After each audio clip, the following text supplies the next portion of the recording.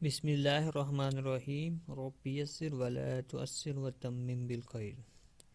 Dear students, आज हम lesson number 25 पढ़ेंगे।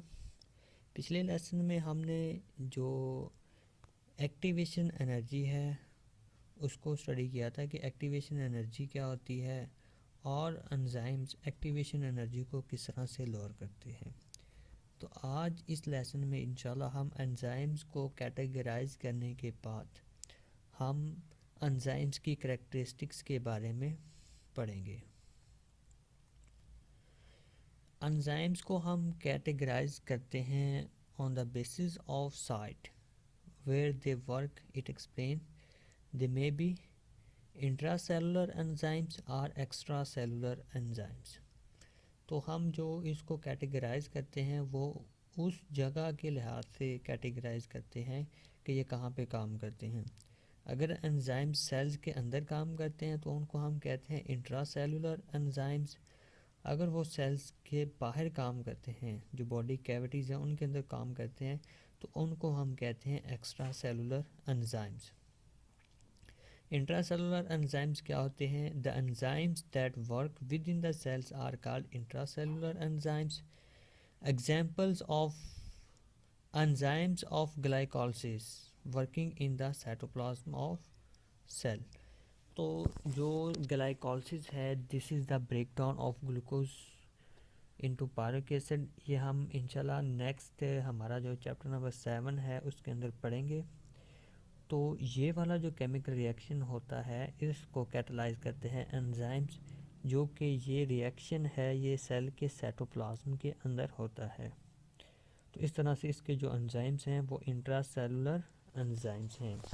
उसके बाद हमारे पास नेक्स्ट टाइप आती है extracellular enzymes. The enzymes that work out of cells are called extracellular enzymes.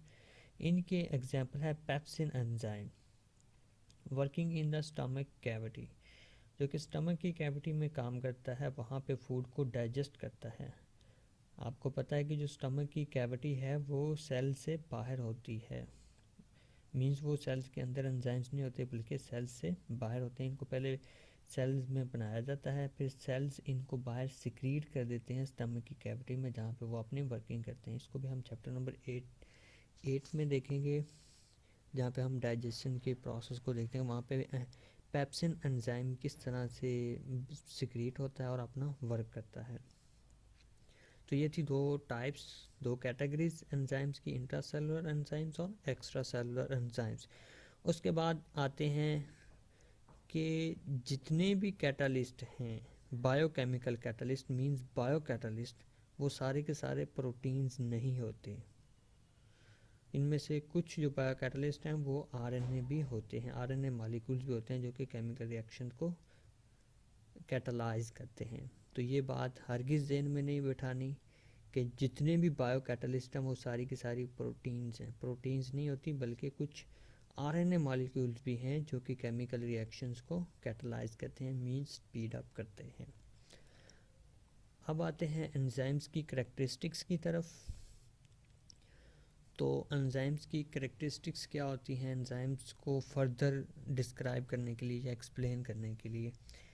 तो इन 1878 जर्मन फिजियोलॉजिस्ट विनहेल्म कोह ने first use the term enzyme. Enzyme की जो ये साइंटिस्ट है इसने सबसे पहले टर्म को यूज़ किया था। Enzymes are globular protein like all proteins. Enzymes are made up of long linear chains of amino acids that fold to produce a three-dimensional molecule. बेटा ये बात हमेशा के लिए जहन में बिठा लें कि जो प्रोटीन्स होती हैं वो अमाइनो एसिड से मिलकर बनती हैं और जो न्यूक्लिक एसिड्स होते हैं वो न्यूक्लियोटाइड से मिलकर बनते हैं।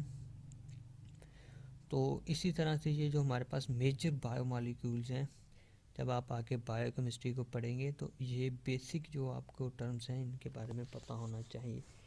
तो इस तरह से जो प्रोटीन्स हैं वो अमाइनो एसिड से मिलके बनती हैं। तो फॉर एग्जांपल ये हमारे पास एक अमाइनो एसिड है, ये एक अमाइनो एसिड का मॉलिक्यूल है, जब ये दूसरे अमाइनो एसिड के मॉलिक्यूल से मिलेगा इस तरह से ये आगे चेन बनाते जाएंगे।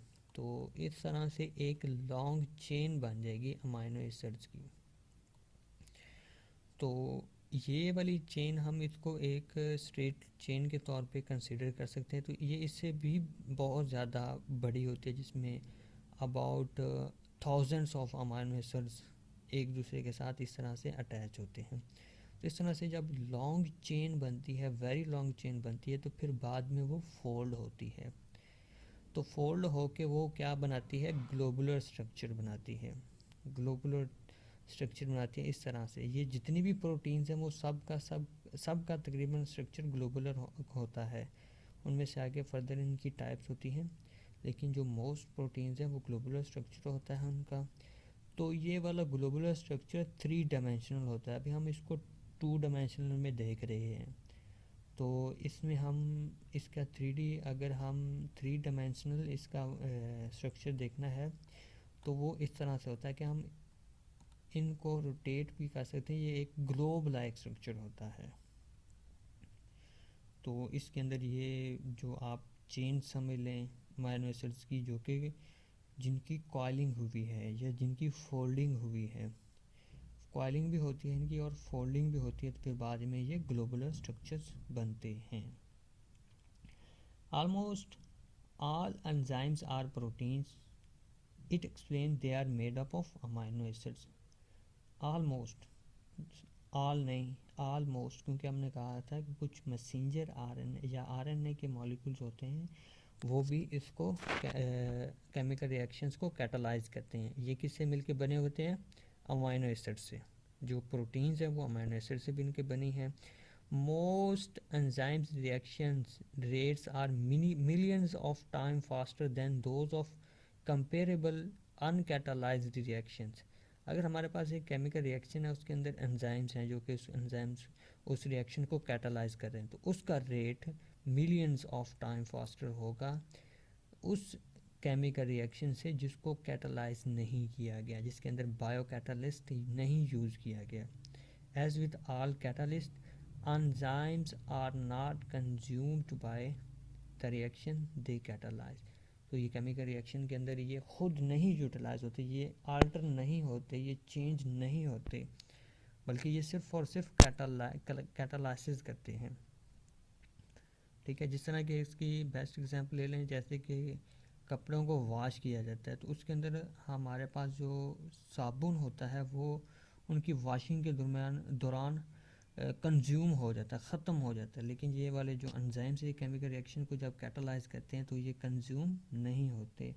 Enzymes are usually very specific for the type of reactions and for the nature of substrate.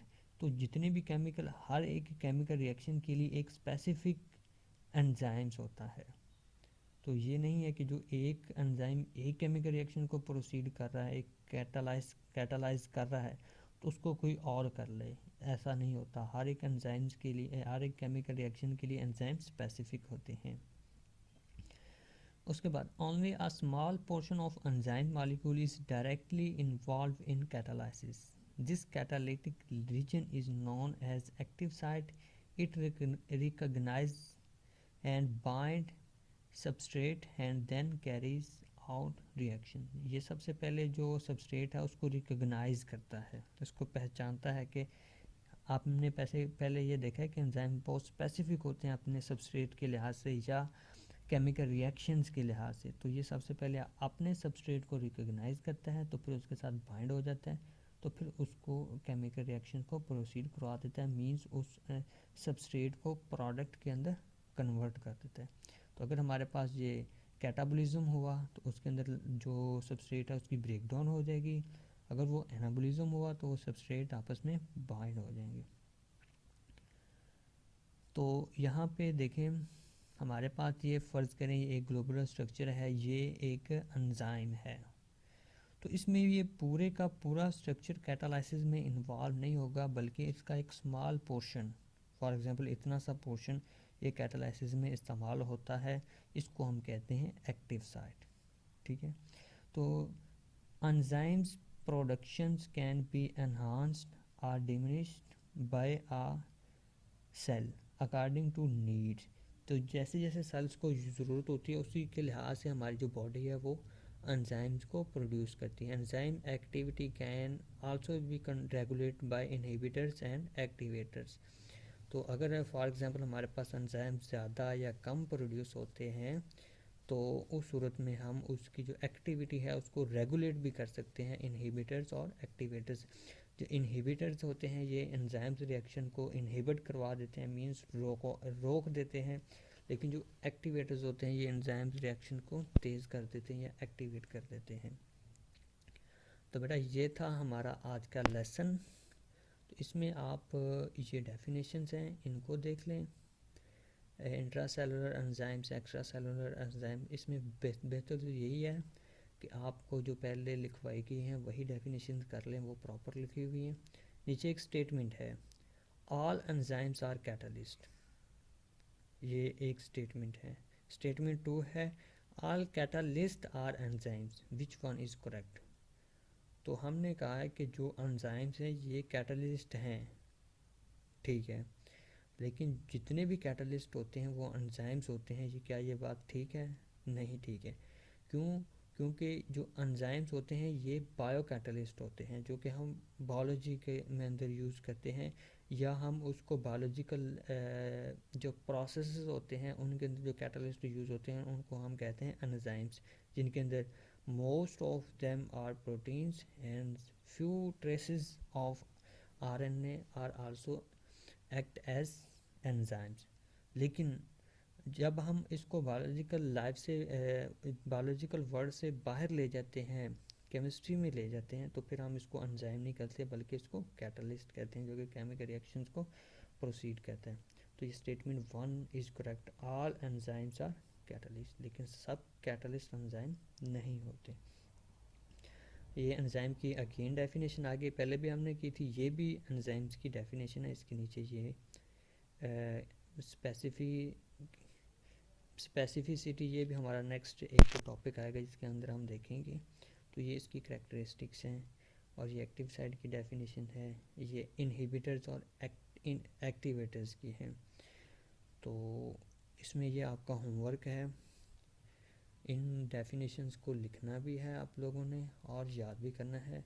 और ये करैक्टरिस्टिक्स ऑफ एंजाइम्स, जिसमें हाफ हमने आज की हैं और हाफ इंशाल्लाह हम नेक्स्ट डे करेंगे।